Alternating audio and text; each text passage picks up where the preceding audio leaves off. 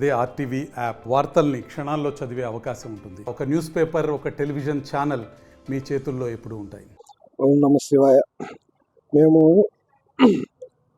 4 తరాల నుంచి ఈ దేవాలయం నమ్ముకొని చేస్తున్నాం.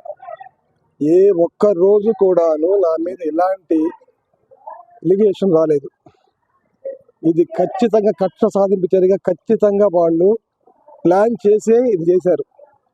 మేము నవరాత్రులు మొత్తం కూడాను కంప్లీట్ ఫాస్టింగ్ ఉంటాను. ఏమి ఆహారం తీసుకోను, ఓన్లీ జ్యూసెస్ మాత్రమే తీసుకుంటాను. అలాంటిది అన్యమతస్థురాలు గుడిలోకి వస్తే అరిచి తిప్పానని చెప్పి 3 రోజులు కూడా రావద్దు అంటున్నా కావాలని వచ్చి నేను జ్యూస్ తాగుతూ ఉంటే అది మందు తాగుతున్నారని చెప్పి నా మీద దొంగ వీడియో సృష్టించి సోషల్ మీడియాకి అందరికీ ఫార్వర్డ్ చేశారు. ఇది ఎంతవరకు సమంజసం? ఇన్ని సంవత్సరాలు ఎవరినైనా అడగండి, నేను ఇంతవరకు దేవాలయ భాగంలో కానీ ఎక్కడ కానీ మందు తాగినట్టు ఒక్కడిని చూపించమనండి. అది మందు తాగారని చెప్తున్నారు. అది జీరా రైస్ తాగుతాను, ఒక రోజు బెల్లం పానకం వాటర్ తాగుతాను, ఒక రోజు వచ్చేసరికి ఏమన్నా బీట్రూట్ జ్యూస్ తాగుతాను. ఏ బాటిల్ ఉంటే ఆ బాటిల్ పోసి పంపిస్తారు నాకు. అది తాగితే ఇది కావాలని దొంగ వీడియో తీసింది. అది అన్యమతస్థురాలు తిట్టానని చెప్పి మీకేం పని, సాయిపులకి ఏం పని, గొడవలకి మీకు ఏం పని అని తిట్టానని చెప్పి ఖర్చు పెట్టుకొని మాత్రమే చేసి మీడియాకి అప్పచెప్పారు. అంతకు మించి నా తప్పేది ఏమీ లేదు. ప్రాణం పోయినా కూడా అలాంటి పని నేనైతే చేయను. గుడి ప్రతిష్టను దెబ్బతీయను. గుడి ప్రతిష్టను దెబ్బతీసే పరిస్థితి నేను ఎప్పుడూ చెయ్యను కూడా. ఆ ప్రాణమైన వదులుకుంటా కానీ అలాంటి పాడు పనులు మాత్రం నా దేవాలయంలో నేను చెయ్యను. స్వస్తి. అధికారులు నాకు నోటీస్ ఇచ్చారు, నేను వివరణ ఇచ్చాను. ఆ తర్వాత వాళ్ళ ఇష్టం. ఏ నిర్ణయానికైనా నేను సిద్ధంగా ఉన్నాను. స్వస్తి. అందరికీ నమస్కారం అండి.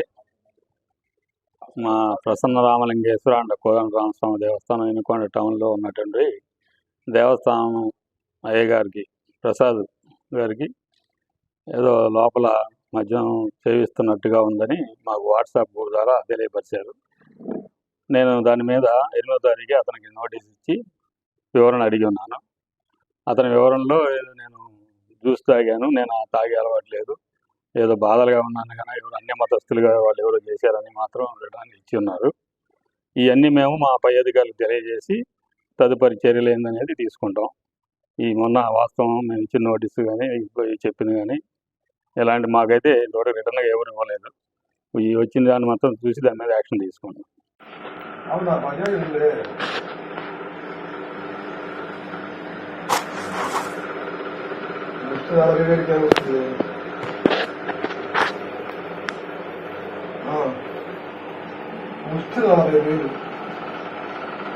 ఒక్క రోజు సంపాదన, ఒకప్పుడు సంపాదన, ఒక్క రోజు సంపాదన 45,000 ఇస్తే గుట్లో పడేసేవాడు. డబ్బులు కట్ట లోపల పడేసేవాడు.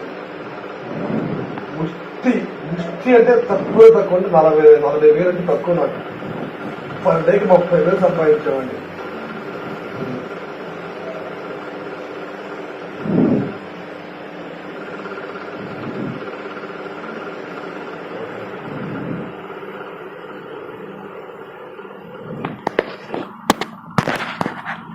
మరిన్ని వీడియోస్ కోసం ఛానల్ ని సబ్స్క్రైబ్ చేయండి. లేటెస్ట్ అప్డేట్స్ కోసం వాట్సాప్ ఛానల్ ని ఫాలో అవ్వండి. అండ్ లింక్ డిస్క్రిప్షన్ లో ఉంది.